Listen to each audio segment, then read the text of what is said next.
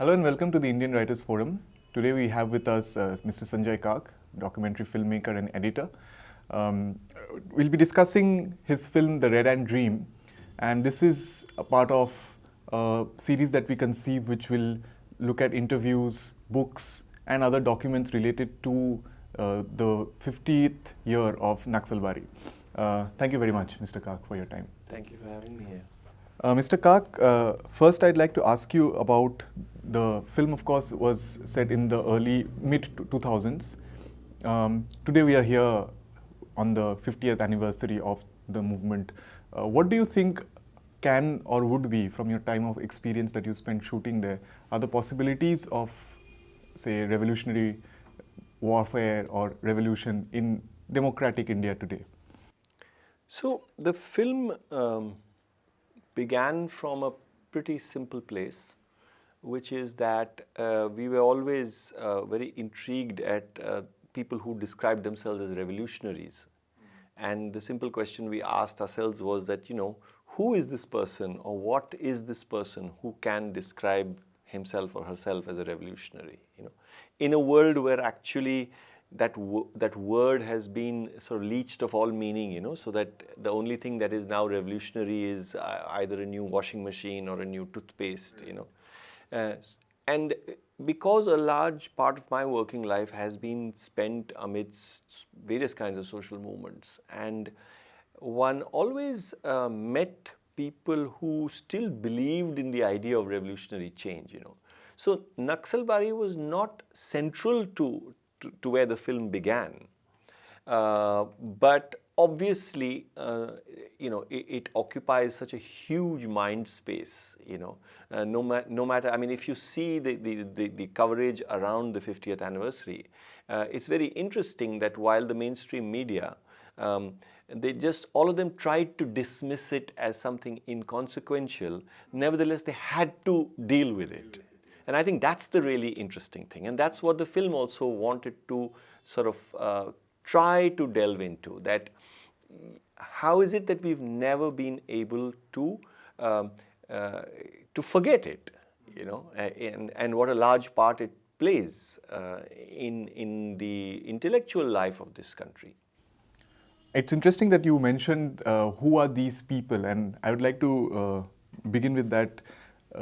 Often when we study, like in academics, I mean, it of course has a place in, say, academic study and, in educational institutes, and there you will probably read Charu Majumdar's documents, and, you'll probably read his concept of the new man. But these are all, like, at least from my reading, I felt they were mostly, at least the subject is such that you approach them as abstractions.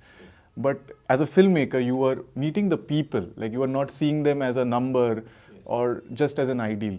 How was that experience of seeing that in flesh and blood? So obviously, a very central part of Red Ant Dream is where it kind of enters into Bastar and central India, and the time that I was able to spend with the CPI Maoist cadre. And I have to say that one thing I was very sure of was that I was not interested in some masked figure with his back to the camera, because that would have defeated the purpose. I did really want to, to see the faces, to know who these people are. I mean, to bear arms against the Indian state is not a small thing, So who are these people? Who are these young men and women who do it? And what was very interesting was that, initially, I obviously didn't start shooting immediately. I wanted to discuss this with somebody, that is it all right for me to show faces? And interestingly, they were very open about that. They said, look, there will be some people who you cannot film, and those are people who go out. But anybody who's there inside Bastar, you can film them, which is what we did. And I think that a large part of the effect that the film has to do with that.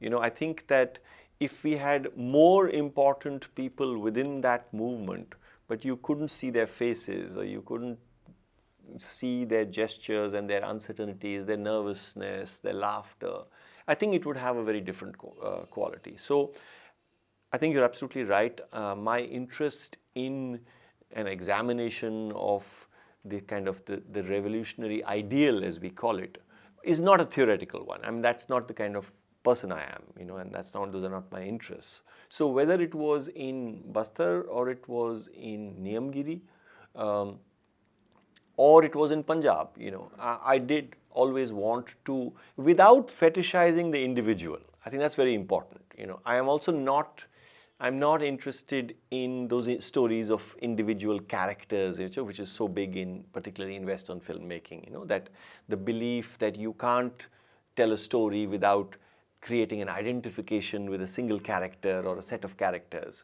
I believe that there is a way in which you can speak about people without getting carried away by the emotional life of that particular character. I'll again go back to some specific instances in the film. I was very intrigued by your use of sound. I think it was really, it really drew me to the film. You used, I think, Delhi Sultanate in one of the initial frames of the film, and then it's rather uncharacteristic, but not all, like, it surprised me, but I really liked it. But what I really want to talk to you about is the use of AIR soundtracks. I felt they were really, you know, the music and the visuals that accompanied them. I think some of them were mentioning the fact that Manmohan Singh, the Prime Minister, has said that this is the biggest threat we have right now in India. Another state after committing violent acts in a state. It seems that the center is more or less prepared for a long-drawn battle with some ultra-leftists. Sudeep Banerjee, AIR News, Kolkata.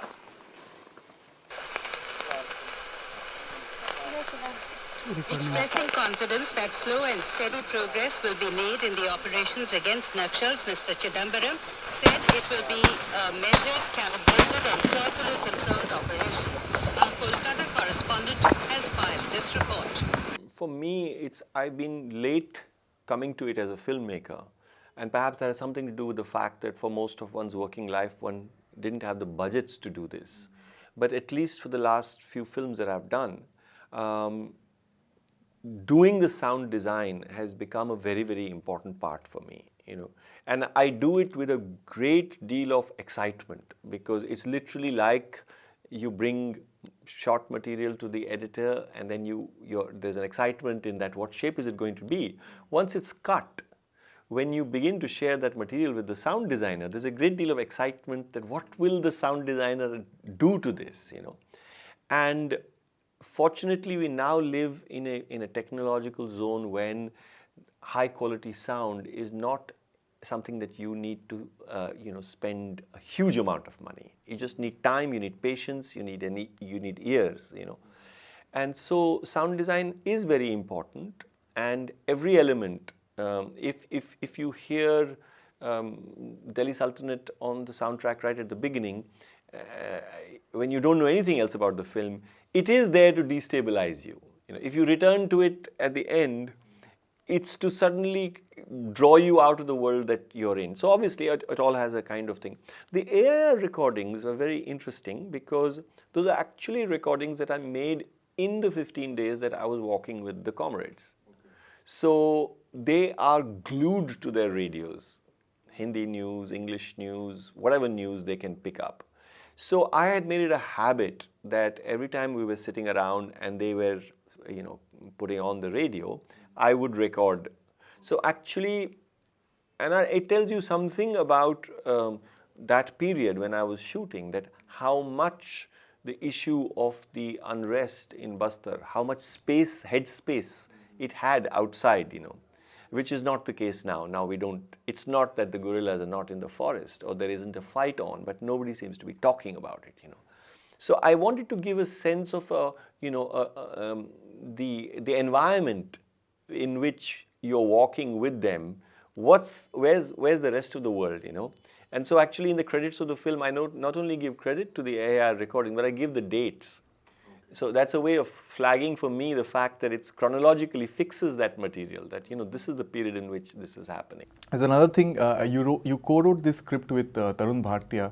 How was the process of writing it? Did you, like, it's something in general I can ask about documentaries. Do you first shoot it and then how do you process the material?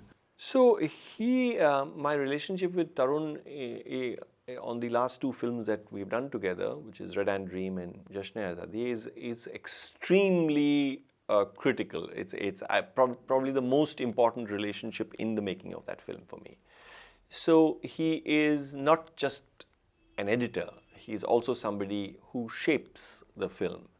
And therefore, since there isn't an appropriate word for it in documentary filmmaking, writing was the best. So it's sometimes people ask, what do you mean by writing?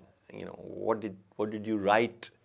And in a sense, you could say that normally written is used to describe, you know, the scripting. So yes, in a sense, we share the credit for scripting the film. And of course, it's an ex-post script. It's not as if we first wrote a script and then went out to shoot it, but you know, we had material, we started shooting material, and then we started scripting it. So it's like I said a little earlier, that for me, you know, the only part of the filmmaking process in which someone like Tarun or editors in general do not participate normally is the shooting part of it, you know. And I don't think that's such a bad idea, because you know, when you go out and you're very hugely invested and you gather material, and then some things you've worked very hard for and you think it's very precious, and the other things just fell into your lap, it's really your editor who's your first audience. You know, who that hard fought for material, your editor may be very lukewarm towards it. On the other hand, something that you got quite easily and you don't value so much, the editor might think that this is very valuable. So it allows the material a new life, you know. And the way I like to work is that I do know the material very thoroughly. I log it myself. I know every sort of second of footage. I do know it. But I sit with the editor and we watch the material, and I babble, I talk a lot. I tell him everything that was happening when we were shooting. But ultimately, I walk away from a sequence, because I don't want to be part of the cutting of a sequence. You know, I don't want my mind to get bogged down by those issues. You know, so I'd sit in the other side of the room and you know, do something else, and then maybe at the end of the day or next day, sit and watch the sequence. And it's possible that sometimes it just doesn't work. But I don't think that happens in our working relationship more than once in 5 times, you know. The rest of the time, something's already happening. Sometimes things that you hadn't planned, you know. And I have to say, it's not just with the editor, you know. The way I like to work with cinematographers too, you know, and someone like Ranjan Palit, who has shot most of my work. I don't necessarily want to say that can we begin with a wide shot and then can we place the camera here and could we frame this, you know, because you know, suppose you were to enter a space. I know what I'm seeing here, I'm reading it in a certain way, but what if the cinematographer has some completely new and interesting way of doing it? So why do you want to lose that option? You know, so I'm as much watching my cinematographer's reactions as I am watching the material, that how is this person reading this space? What is he finding interesting? And of course, there is some conversation also. So I think that the bottom line of any of my working relationships as a filmmaker is that it's obviously a relationship of trust, but it's also a relationship where you want to give the other person the maximum space in which to explore the material for himself or herself, you know, and then we come back to it, yeah. Finally, I think you did touch upon it, but this is my final question. We are doing this interview fairly late when the so-called, I mean, more or less, the media has been done with its understanding of 50 years of Naxalbari, and you know, the reports have come, the stories have come. We are doing it fairly late. In retrospect, how do you see in the wider imagination of that moment, outside of say Bastar or the time you spent there, outside of that space, how do you think is the reception of that moment even now? I think that it still remains one of the most important periods of contemporary Indian history, barring none. Its impact in all sorts of ways, perhaps not on the ground, but in the head And it's not an elite preoccupation. It's not simply that, Kolkata or Presidency College or what happened in, no. But its impact on cultural life, its impact in literature, its impact in the way people see the world, tells you that the questions that were raised by Naxalbari were extremely important questions. What happened to the movement, whether the tactics were right or wrong, those can be endless debates. But the kind of rage and anger that was expressed by that movement and by what happened around it and the repercussions of that, those are very much alive even today, and it's not for nothing that the poets of the Naxalbari period are still remembered. It's not for nothing that the poetry of Pash has still in Punjab echoes so many years later.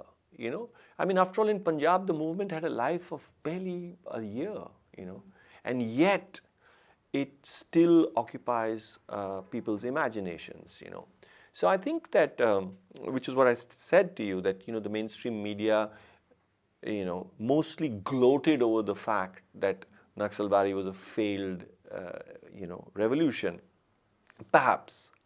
But then it depends on how you gauge the success and failure of revolutions, that in a sense, the fact that it remains a question that we cannot turn our faces away from tells us that it's a very important, it remains a very important period.